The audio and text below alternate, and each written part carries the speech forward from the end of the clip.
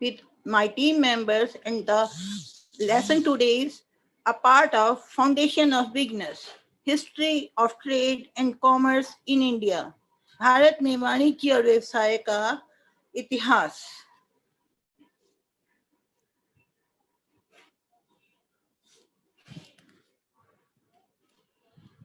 और बच्चों, ये हैं मेरे टीम मेंबर्स जो कि हमेशा जगमगाते रहे हैं आपके साथ। हमारे अरुण सेठी सर, CAU के, miss Jyotsna Dawar, Mr. Puneet Gola, me, myself, ST Fulera sir, Mr. Jyoti Koshik Manan, Mr. Mukesh Sharma, Mr. Mahesh Chan, and Miss Anuradha Bose.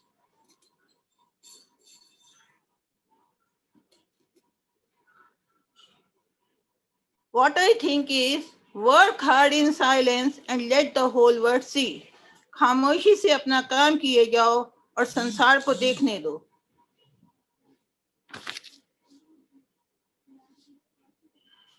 एक फूल की तरह खिलते रहो। आप लोगों ने और हमने थोड़ा सा पढ़ा था बिजनेस के बारे में, व्यवसाय के बारे में, कॉमर्स के बारे में। थोड़ा सा याद करते हैं उसको। Business is a regular activity done to earn profit, and trade is the exchange of goods and services in order to earn profit. Commerce ये क्या है भाई? तो कॉमर्स है ट्रेड के साथ auxiliary services to trade are called commerce. यानी व्यवसाय एक निरंतर चलने वाली प्रक्रिया है जिसे लाभ कमाने के उद्देश्य से किया जाता है। और बच्चों, वस्तुओं और सेवाओं का लाभ कमाने के लिए किया गया आदान प्रदान व्यापार कहलाता है। व्यापार और व्यापार से संबंधित, व्यवसाय से संबंधित जितनी भी सहायक क्रियाएं होती हैं वह मिल जाएं तो ये बन जाता है वाणिज्य। ये हमने पहले पढ़ा था, बस सिर्फ आपके साथ एक बार याद करने के मकसद से बता रही हूँ।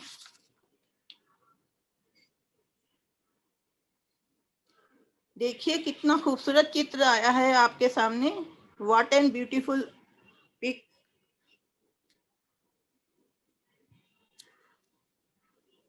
तो बताओ बच्चों, अभी अभी मैंने आपसे कहा, बताया, याद किया, व्यवसाय क्या है? What is business? Yes, the answers are coming.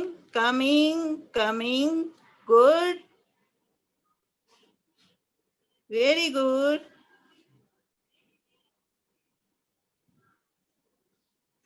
Come on.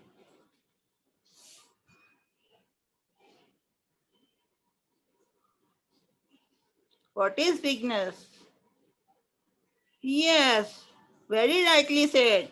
Bigness is an occupation in which the people engage themselves in order to earn profit. व्यवसाय लाभ कमाने के उद्देश्य से लोगों द्वारा निरंतर की जाने वाली प्रक्रिया है। Very nice, very nice answers are coming. तो बच्चों, today we are going to study about Indian trade and commerce in ancient and medieval India. व्यवसाय का वाणिज्य प्राचीन भारत में किस कदर किया जाता था, किस तरीके से किया जाता था। कहते हैं ना, यूनान, मिस्र और रोमा मिट गए जहां से, यूनान, मिस्र और रोमा मिट गए जहां से, कायम है मगर अब तक नामो निशान हमारा। कुछ तो है बात हम में, हस्ती मिटती नहीं हमारी, यूं तो रहा है दुश्मन दौरे जहां हमारा।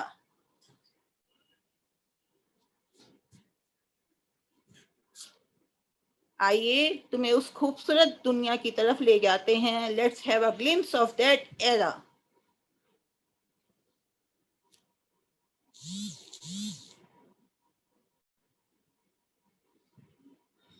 देखिए कितने सुंदर, इंट्रिकेट, ब्यूटीफुल, कितना खूबसूरत दुनिया थी वो व्यापार और व्यवसाय की।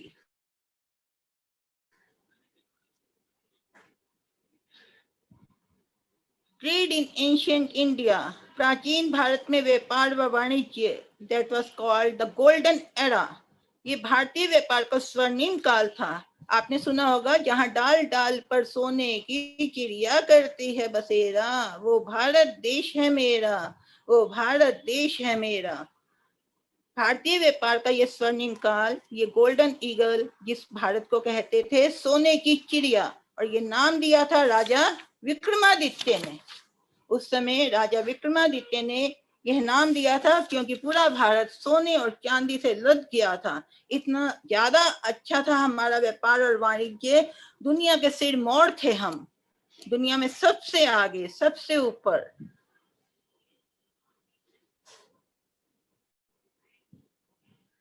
दूर दूर से जहाज आते थे, सामान से लदकर, पैसे से लदकर, और यहाँ पर पैसा देते थे, सामान उतारते थे और यहाँ का खूबसूरत सामान ले जाते थे।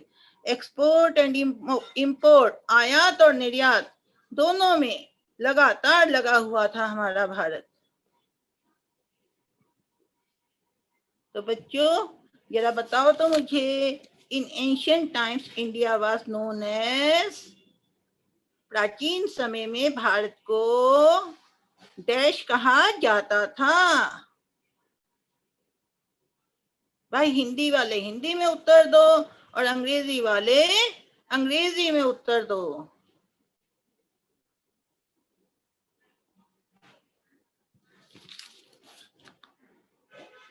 आ रहे हैं उत्तर, आ रहे हैं, लगातार उत्तर आ रहे हैं। वेरी नाइस,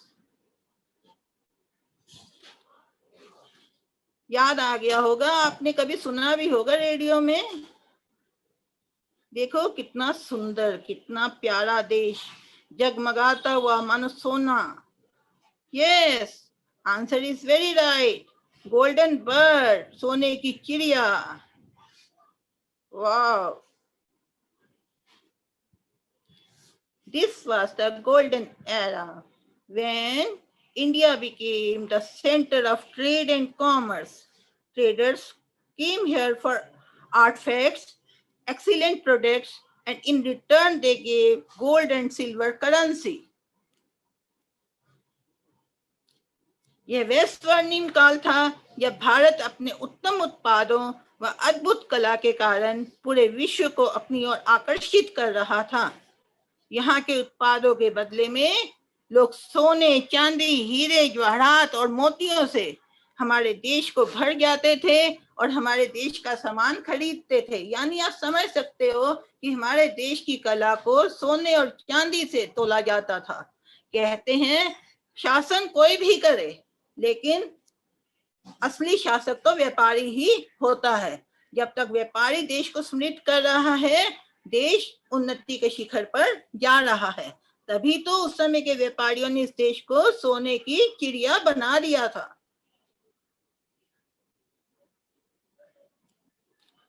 हमारी जर्नी स्टार्ट होती है सिल्क रूट से, चीन से भारत, और journey start from the silk route from China to India.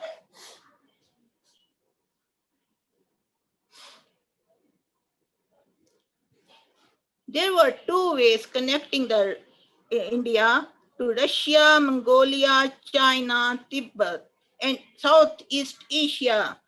These were road routes, Silk Route and Shanghai port to Kochi port, Mumbai and Surat ports were the sea routes.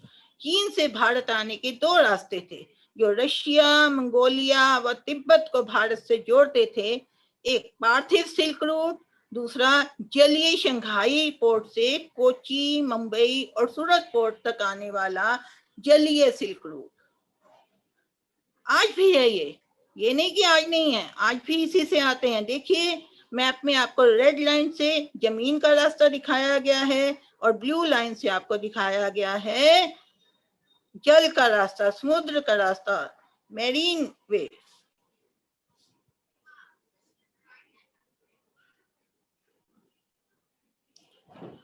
तो बच्चों, silk route का प्राचीन भारतीय व्यवसाय में क्या महत्व था? Why was Silk Route important?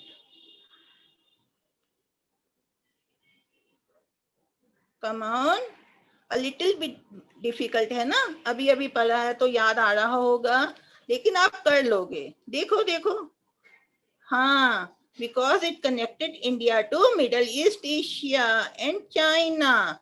ये रास्ता मध्य पूर्व एशिया और चीन को भारत से जोड़ने का काम करता था। देखो अब कितना सुंदर इस रंगीन मैप में दिखाई दे रहा है। आज भी लोग आते हैं इस रास्ते से, ये रास्ते अभी भी हैं।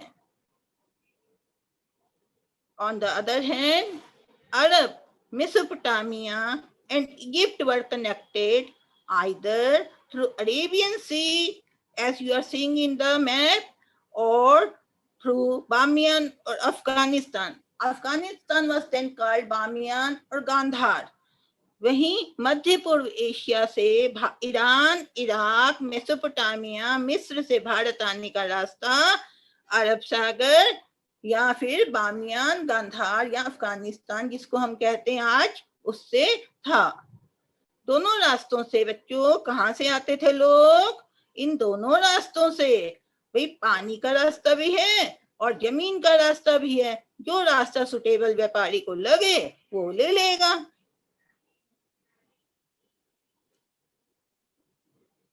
अरे ये क्या है? बड़ी पुरानी सी बिल्डिंग है ना?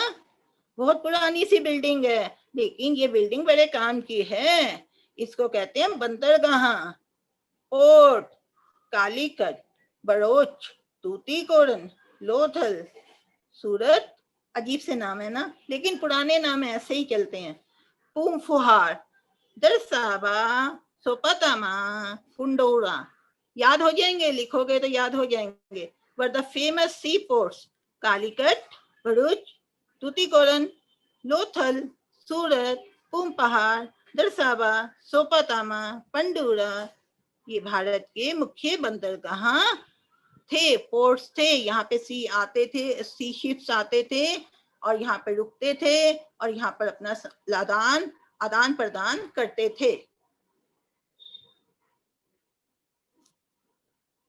भाई सी पोर्ट्स के साथ साथ वहीं पे तो सामान नहीं रह जाता था, पूरे देश के अंदर वो जाता था। और वहां पे बहुत सारे देश में शहर भी थे, जैसे कि तक्षशिला, जो which was famous for import of horses from Iran and knowledge. Mathura for its earthen pots and clothes. Varanasi for the brocade. Brocade क्या? Brocade is the woven cloth of silk with gold and silver wires. Surat for vegetable dyes and cotton. Kochi for its spices, masale, spices. बिना spice के जिंदगी कुछ नहीं है. Kanjeevaram, Calicut for spices again.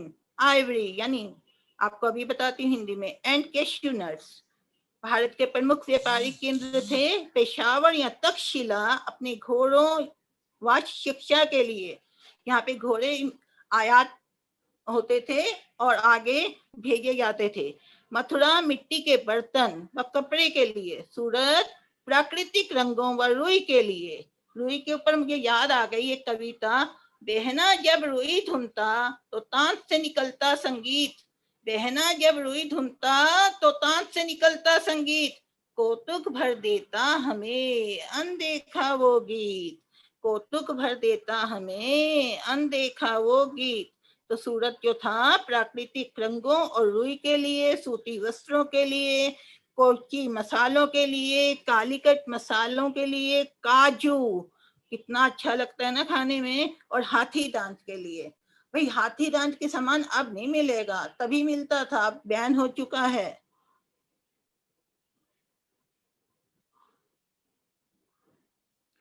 बच्चों यहीं पे बात नहीं खत्म होती।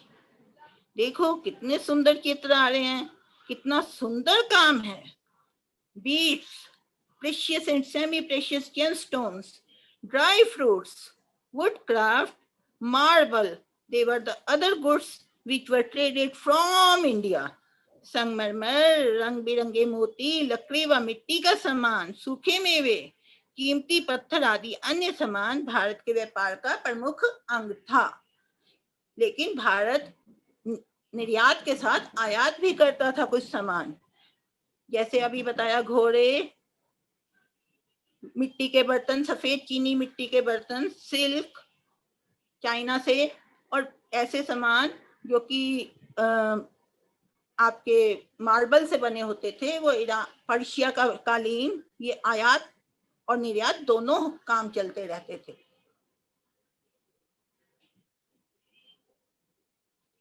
है ना, मैंने अभी बताया ना। तो इंपोर्ट भी होता था। देखो कितने सुंदर बर्तन है ना, ये पर्शिया से आए हैं। The traders coming to India used to brought silk from China, carpet from Iran, marble and porcelain utensils from Mesopotamia, or later which is known as Iraq, mercerized cotton for Egypt। अभी हम पहनते हैं ना जो बनियाने, underwear जो हमारे mercerised cotton से बने होते हैं। Marble and beads from Russia, gold and silver ornaments, boats etcetera from Portugal. Bharat आने वाले व्यवसायी अपने साथ बेचने के लिए सामान लाते थे, जैसे चीन से सिल्क, ईरान से कालीन, संगमरमर और सफेद मिट्टी के बर्तन, मेसोपोटामिया व इराक से, मिस्र से सूती वस्त्र, शीशे के मोती व पत्थर का सामान रशिया से, सोने और चांदी के जेवर और नाव पुर्तगाल से। दोनों काम साथ साथ चलते थे। आता भी था और जाता भी था, आयात भी था, निर्यात भी था। एक बात बताऊं कि भारत से पुर्तगाल और रोम, यूनान डर गए थे, क्योंकि उनके काम की, उनके सामान की इतनी डिमांड नहीं थी कितने भारत के सामान की थी। और अब देखो कितना सुंदर सा चित्र आ रहा है मसालों का। अभी बताया हाथी दांत, देखिए हाथी दांत ऐसा होता है। The main trade products were spices, specially black pepper. Black pepper जो कि which was also known as black gold, काला सोना, cardamom and cinnamon, ivory, cotton cloth, terracotta, artifacts, paintings, sculpture, indigo, honey, cashew nuts, bronze, brass, gold, silver and diamond jewelry and utensils। Bharat पूरी दुनिया में इन सामानों को लेकर मशहूर हो रहा था। हाथी दांत, सोने चांदी के बर्तन, मिट्टी के बर्तन, मूर्तियां, सिल्क, सूती कपड़ा, वानस्पतिक रंग। वानस्पतिक रंग बेटा जो रंग किससे बनते हैं? नेचुरल पेड़ पौधों से या नेचुरल मसालों से। आप भी घर पे बना सकते हो। हल्दी से पीला और नील से नीला, मेहंदी से हरा और सिंदूर से लाल। तो इनके अंदर गोंद मिलाकर वो रंग बनाते थे। लकड़ी के समान कलाकृतियों को बेचकर भारत अनंत मुद्रा कमा रहा था और सोने की चिड़िया बनता जा रहा था। इससे एक कविता याद आ गई मुझे। कपास के पिताब फूलों पर, कपास के पिताब फूलों पर बढ़ती है हमारे खेतों की उम्र।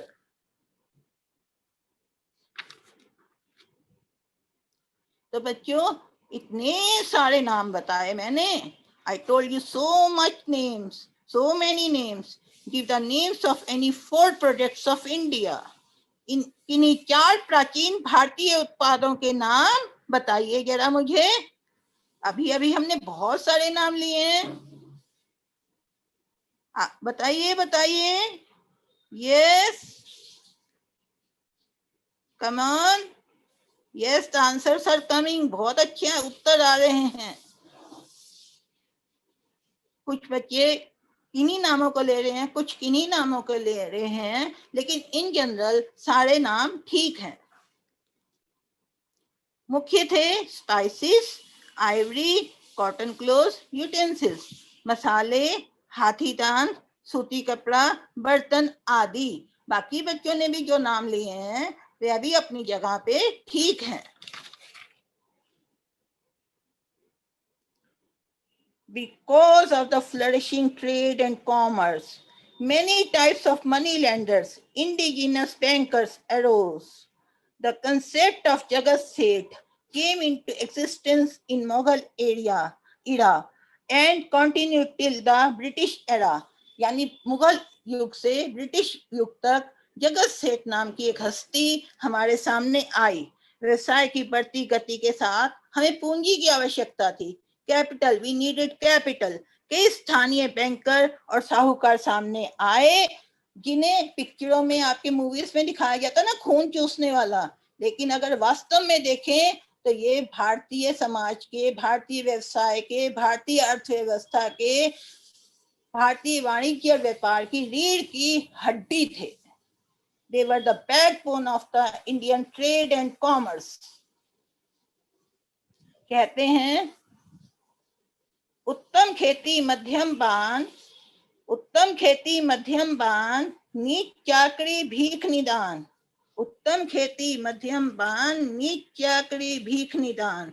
तो ये माना जाता था भारत में कि खेती सबसे उत्तम है और उसके बाद व्यापार, वाणिज्य। और इन धन प्रदाताओं ने इस बात को समझा। उन्होंने लोगों को व्यवसाय करने के लिए, उद्योग लगाने के लिए, एंटरप्रेन्योर्स बनने के लिए उकसाया, बताया, पूंजी प्रदान की, रास्ता बताया। They were Banias from North India, उत्तर भारत के बनिया। महाजन फ्रॉम कश्मीर, महाजन जो कि कश्मीर और मध्य प्रदेश में भी महाजन ही कहा जाता है। Chettiar south India. इसके अलावा और भी थे, भट्ट जो कि आपके राजस्थान और गुजरात में शाह, भट्ट, साहूकार, उत्तर प्रदेश में, ऐसे अलग अलग नामों से इनको जाना जाता था। भारतीय व्यवसाय वाणिज्य को इन्होंने 4 चांद लगा दिए। ठीक है, देखिए ये जो आप चित्र देख रहे हैं, इसी के अंदर हम और कुछ आपको बताते हैं। सेठ बंगाल, जैसे मैंने बताया जगत सेठ का आविर्भाव came into existence in Bengal. Khatri from Punjab and Multan, Shah Gujarat. ये देखो कितना अकड़ के खड़ा हुआ है ना, ये बंदा चेटियार है।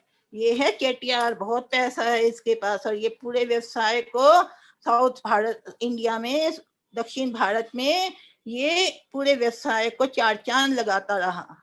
ये जाति पूरे व्यवसाय को 4 चांद लगाती रही है। और अब आगे ये देखिए खत्री, इनकी भी शान भाई निराली है।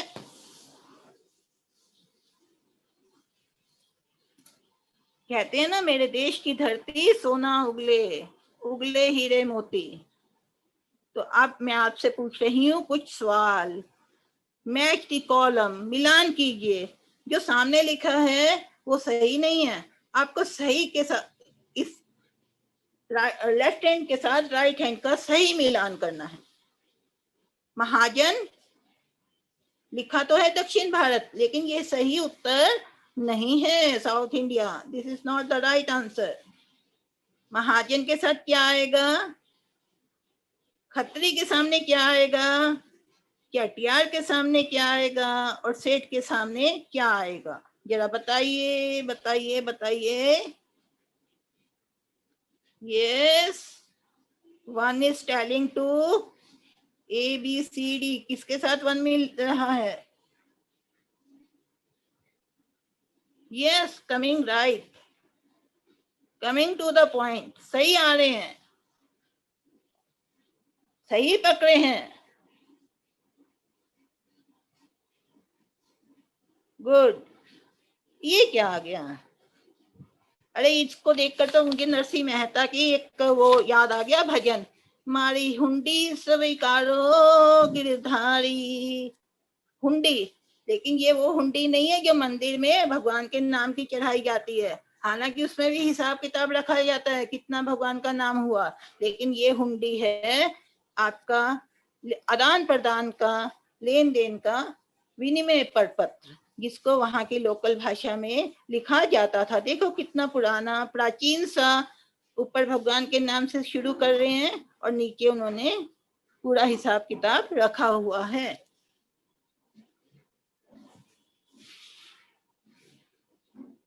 Transactions in India. Hundi is negotiable instrument which is available in various vernacular languages in country. This word has come out from the Sanskrit word hundi, which means to collect. They are somehow related to the bills of exchange. आप पढ़ेंगे, you will study in accountancy later on.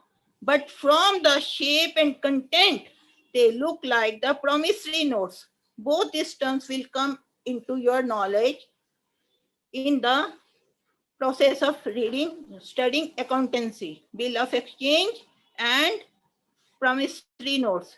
This tradition is continued even after British government and still in somewhere in India it is continued. ये एक विनिमय विपत्र परपत्र की भांति एक साख पत्र आपने लिख दिया, हमने मान लिया, गुडविल है। इसमें एक व्यक्ति विशेष को बड़े अच्छे शब्दों से, आदरणीय शब्दों से प्रयोग करते हुए आज्ञा दी जाती है कि हुंडी में जिसका नाम लिखा है वर्णित व्यक्ति को या उसके द्वारा आदेशित व्यक्ति को, धारक को, जो भी आपके पास आ रहा है, हुंडी में लिखी धनराशि दे दो। ये देशी भाषा में लिखी जाती है और 4 बार 4 टाइम्स इसमें धनराशि का उल्लेख होता है ताकि एक बार भी मिस्टेक ना हो पाए, गलती ना हो पाए। ठीक है ना?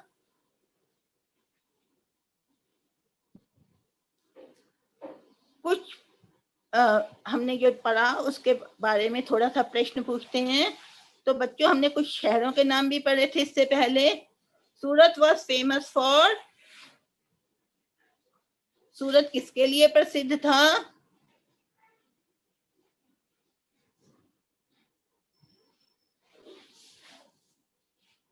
यस,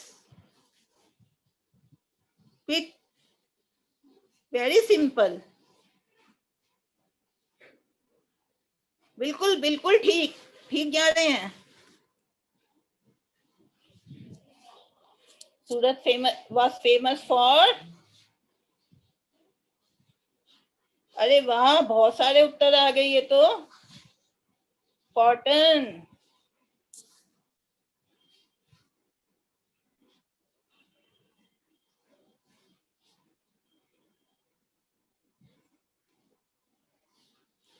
यस यस, सूती वस्त्र, कॉटन क्लोथ, वेरी नाइस। ये जो आप चित्र देख रहे हो ना, ये सूरत का ही है, पुराने समय के सूरत का ही है। And Kochi was famous for, Kochi की प्रसिद्धि का कारण क्या था? गोल गोल आंखें मत घुमाओ, जल्दी से उत्तर दो।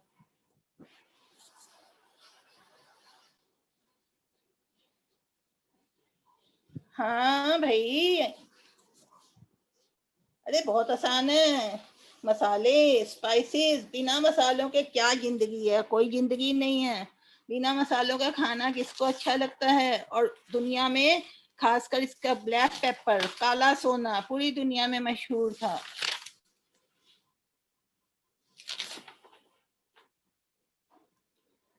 अभी हमने थोड़ी देर पहले हुंडी की बात की थी, तो हुंडी के बीच में ही आ गया सूरत और कोची, लेकिन कोई बात नहीं, चलते हैं आगे। हुंडी कई प्रकार की होती है। मुद्दती हुंडी, नाम से ही पता चल रहा है, मुद्दत, मियादी। A muddati or miyadi hundi is payable after a specified period of time. This is similar to a time bill. जिस हुंडी का भुगतान एक निश्चित समय के बाद किया जाता है, जैसे 3 महीने लिखा है ना, तो 3 महीने के बाद, 4 महीने लिखा है तो 4 महीने के बाद, ये नहीं है कि उससे पहले, निश्चित समय के बाद किया जाता है, उसे मियादी हुंडी कहते हैं। इसी तरह और भी कई सारी प्रकार की हुंडियां हैं, जैसे नाम जोग, यानी जिसके नाम की हुंडी है उसी को पैसा मिलेगा, है ना। धनी जोग हुंडी, धनी ने जिसको कह दिया पैसा दे दो उसको मिल जाएगा। जवाबी हुंडी, इसका जवाब देना पड़ेगा, रिसिप्ट देनी पड़ेगी, हाँ भाई मेरे को मिल गया है, ये जवाब देना जरूरी है, तो जवाबी हुंडी हो गई। जोखमी हुंडी, जोखमी हुंडी जैसे कि आपका मैरीन इंश्योरेंस होता है, समुद्र से जो सामान जाता था, तो चाहे सामान खराब हो जाए लेकिन जोखिम को कवर किया जाएगा, रिस्क विल बी कवर्ड, और हुंडी में लिख दिया जाएगा we will pay this much amount and that will be paid. ठीक है ना, जोखमी हुंडी। फरमान जोग हुंडी, भाई जिसको कहोगे उसका फरमान करोगे, उसको पैसा दे दिया जाएगा। ठीक है, जो भी धार आएगा हुंडी लेकर हम तो उसको दे देंगे, आपने फरमान कर दिया। और थोड़ा सा डिटेल में बताती हूँ मैं तुम्हें। शाह जोग हुंडी, एक व्यापारी के पास दूसरा व्यापारी गया, उसने उससे कुछ सामान खरीद लिया, अब उसको पैसा देना है, पहला व्यापारी कहता मुझे पैसा मत दो, मैंने तीसरे व्यापारी को पैसा देना है। ए ने कहा बी से मुझे सी को पैसा देना है, मैं तुम्हें हुंडी, आप मुझे सामान मत दो, पैसा मत दो, मैं तुम्हें, मुझे हुंडी लिख के दे दो, और ये हुंडी का जो मैं आपको दे रहा हूँ इसका पैसा सी को दे देना। एक व्यापारी द्वारा किसी दूसरे व्यापारी को भुगतान के लिए किसी मध्यस्थ व्यापारी को हुंडी लिख कर देना सहयोग या सहयोग हुंडी कहलाता था। This is drawn by one merchant on another, asking the latter to pay the amount to a third merchant. In this case, the merchant on whom the hundi is drawn is of some credit worthiness. उसकी कोई साख होती थी in the market. ऐसे नहीं इसको लिखा जाता था, ऐसे ही नहीं शाह की हुंडी कह दिया।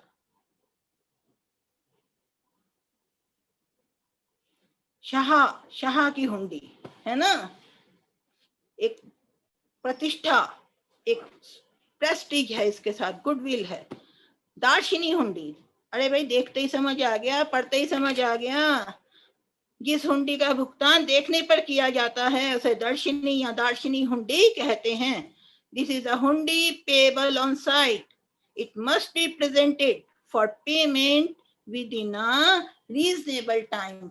जैसे 3 महीने लिखा है तो 1 महीना एक रीजनेबल टाइम दे दिया गया, इसके बाद आप 3 महीने से पहले भी इसकी भुगतान करवा सकते हो और इसको देखकर दे दिया जाएगा। ठीक है, this is similar to a demand bill.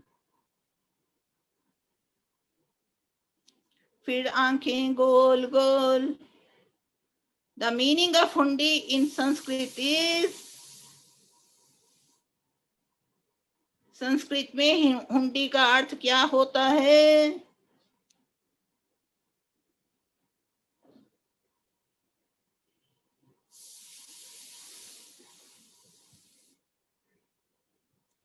अरे दुनिया घूम रही है, आंखें घूम रही हैं, उत्तर आ रहे हैं, सब पे छा रहे हैं। Very nice, answers are coming. Yes, Sanskrit अभी अभी बताया था भाई। Come on. Yes, to collect, एकत्र करना। Hundi is a kind of dash, hundi एक प्रकार का डैश है। क्या है hundi? Come on, first first first.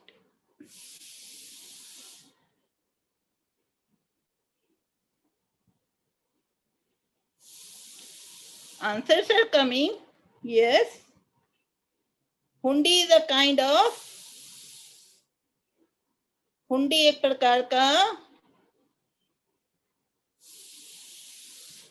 Yes, bill of exchange, विनिमय प्रपत्र, राइट।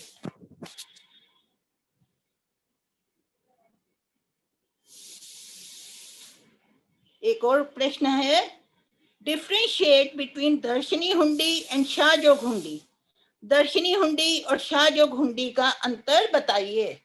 अभी अभी हमने पढ़ा है, डिटेल में बताया है, आपको समझाया है ना। दर्शनी नाम से ही आपको पता चल जाएगा दर्शनी किससे रिलेटेड है और शाहजोग किससे रिलेटेड है। आ जाइए आ जाइए।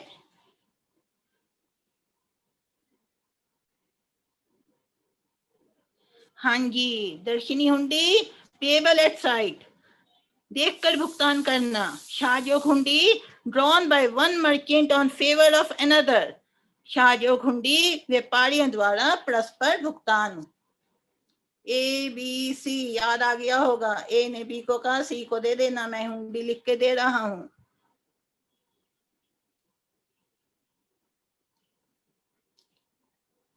Right answers. तो बच्चों, this is something we discussed about ancient and Mughal era. But in the British era, the trade and commerce of India went under drastic changes. The Britishers did not support our indigenous system. They destroyed the art, they destroyed, again I am telling you, they destroyed the art, craft and trade of India in order to rule us, in order to suppress us. But one thing they gave, that was trail from Mumbai to Thane, 1853. Bharat में अंग्रेजों के आने के बाद यहाँ का व्यापार व व्यवसाय बहुत हद तक सिमट गया। यहाँ तक कि उन्होंने ढाका के कारीगर जो बहुत सुंदर मलमल बेचते थे, एक अंगूठी से मलमल को निकाल देते थे, थान को, उनके हाथ भी काट दिए थे। वे भारतीयों को प्रगति करते हुए नहीं देखना चाहते थे, क्योंकि उन्हें केवल राज करना था, उन्होंने यहाँ रहना नहीं था, उन्होंने यहाँ से पैसा कमाकर अपने देश को भेजना था। उन्होंने भारतीय व्यवसाय को तहस नहस कर दिया, लेकिन वहीं रेल के रूप में एक ऐसा तोहफा भी दे गए जिससे आने वाले समय में भारतीय उद्योग और व्यवसाय को गतिशीलता मिल गई। एक तरह से भारतीय व्यवसाय और उद्योग को रेल ने पहिए दे दिए।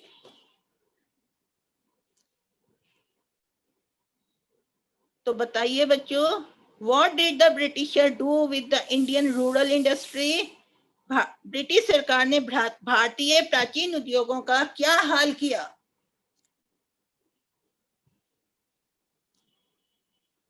क्या हाल किया?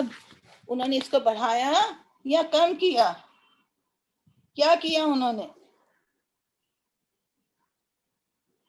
भारत की सुंदर कलाओं का, सुंदर आर्ट का, सुंदर क्राफ्ट का, जो कि पूरे दुनिया में छाया हुआ था, क्या हाल किया उन्होंने?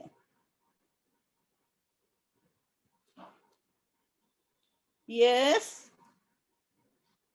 Answers are coming. मुगल आए, उन्होंने यहाँ रहना था, उन्होंने भी व्यापार को बढ़ाया। प्राचीन भारत के राजा वे भी चाहते थे व्यापार खूब बढ़े, लेकिन ब्रिटिश सरकार ऐसा नहीं चाहती थी ना, तो उन्होंने क्या किया? दे डिस्ट्रॉयड इट, नष्ट कर दिया। लेकिन एक कंट्रीब्यूशन भी कर गए गलती से। What was the contribution of Britishers to modern Indian industry? आधुनिक भारतीय उद्योगों को अंग्रेजों की सबसे बड़ी देन क्या थी?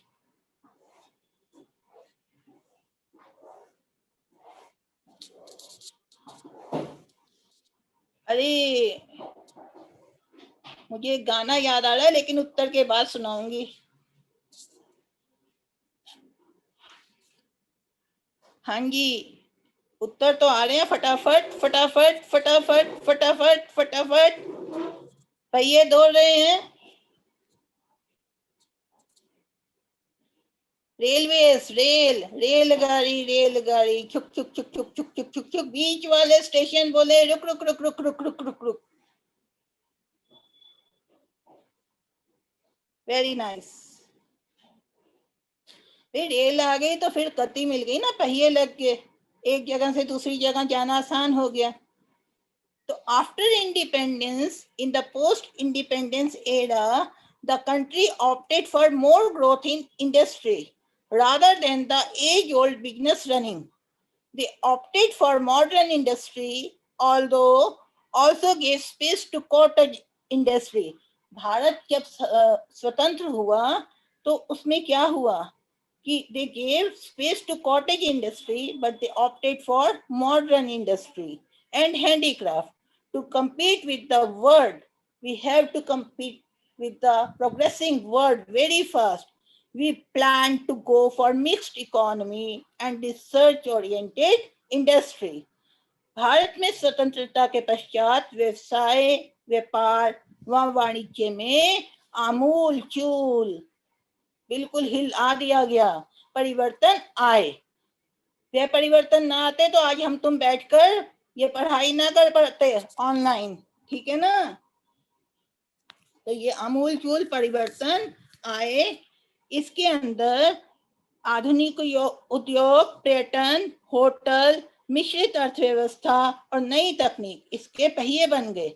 भारत एक नए विकासशील देश के रूप में उतर रहा था, अतः पुराने कृषि आधारित उद्योगों के स्थान पर नव निर्माण और तकनीकी उद्योगों को बढ़ावा दिया गया,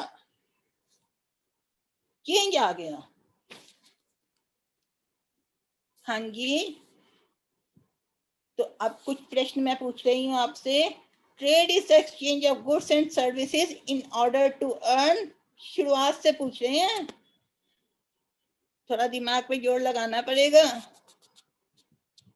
पीछे जाकर याद करना पड़ेगा।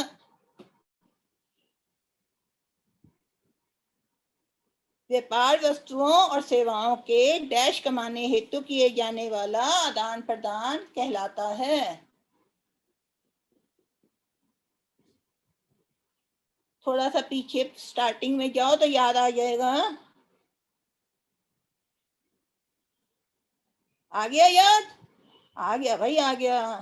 प्रॉफिट, लाभ, लाभ कमाने के लिए सारी दुनिया घूम रही है, प्रॉफिट कमाने के लिए।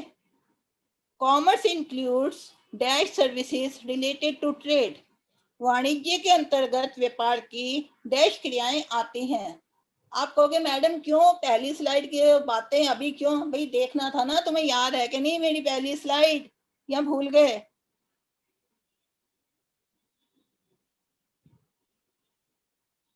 Yes, come on.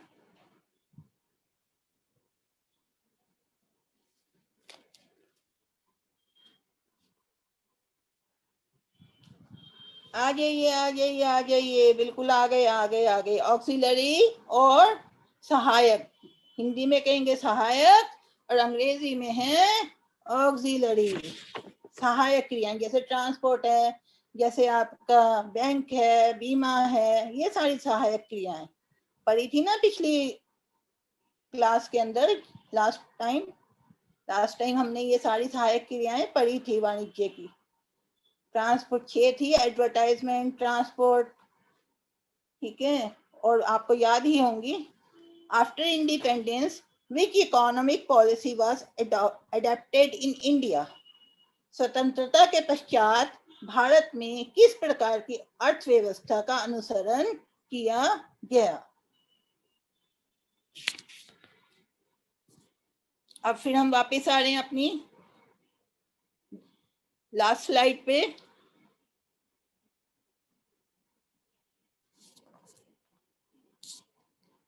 अभी पढ़ा ना हमने, भारत में आमूल चूल परिवर्तन हो गए थे, अर्थव्यवस्था का रूप ही बदल गया था।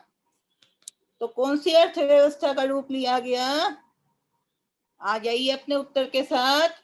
आप आ गए, बिल्कुल आ गए। मिक्स्ड इकोनॉमी और मिश्रित अर्थव्यवस्था, इंग्लिश में कहेंगे मिक्स्ड इकोनॉमी, हिंदी में मिश्रित अर्थव्यवस्था। Where was main stress put on the Indian business by the government? स्वतंत्रता के पश्चात भारतीय सरकार ने किस प्रकार के व्यवसायों पर जोर दिया?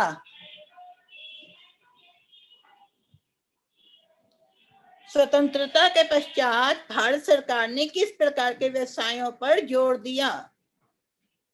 Where was main stress put on the Indian business by the government?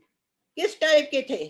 पहले हमने कितने पढ़े, सारे ज्यादातर कॉटेज रूरल थे। अभी हम किस पे जोर दे रहे हैं? आ जाइए अपने उत्तर के साथ।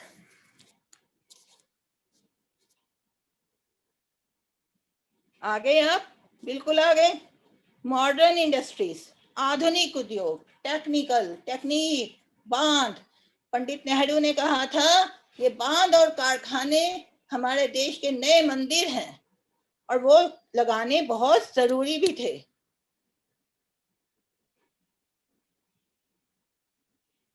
हाँ जी सर, आगे चलिए। तो बच्चों, इतना पढ़ने के बाद मैं अब आपको दे रही हूँ थोड़ा सा गृह कार्य, असाइनमेंट।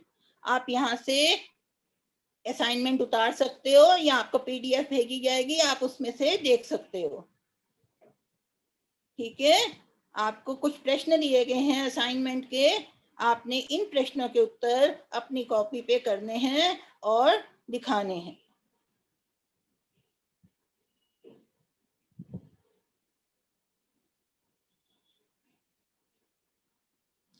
आप देख पा रहे हैं ना इन असाइनमेंट्स को? अच्छे से हिंदी अंग्रेजी दोनों में लिखे गए हैं। यस,